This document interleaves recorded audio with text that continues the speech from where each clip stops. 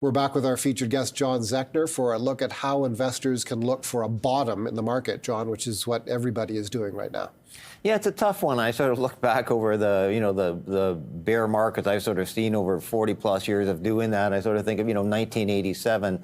The downturn was you had recovered all of that within that year, but economically you hadn't gone into recession and was just more higher interest rates and sort of the circuit breakers of the market not working at the time accelerated the downturn. Actually, worst downturn in a single day since the market crash of 29. So that was one thing. 2000, after the tech bubble rolled over, and we, sometimes the buy the dip mentality has worked, but, we made a major mistake. I sort of bought one things that dropped about 40%. They ended up dropping 70 to 80%. Yeah. And so you don't know, that was a valuation story. So valuations had to correct, they had so extended. But if you look at it, it was just technology that mostly corrected. So it wasn't across the board. So you've got to look, what has been hit and where the opportunities are. Everything got hit 2008, 2009, but that was a major economic risk. So, we're not facing that this time around. And then obviously 2020 was a pandemic, and that's, again,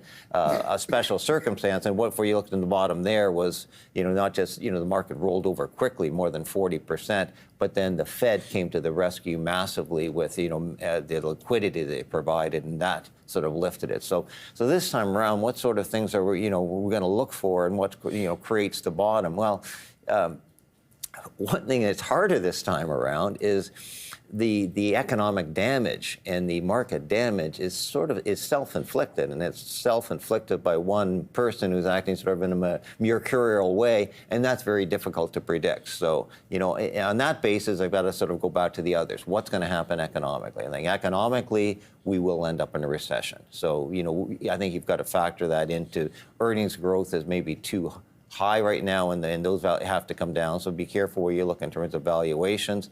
I mentioned earlier, I don't think there's a Fed put out there yet. Right. I think ultimately the Fed will have to step in, I think, because the economic data is going to weaken, as opposed to, right now, they're in between the inflationary risk and the economic data weakening. So, I think that will probably, put in some support.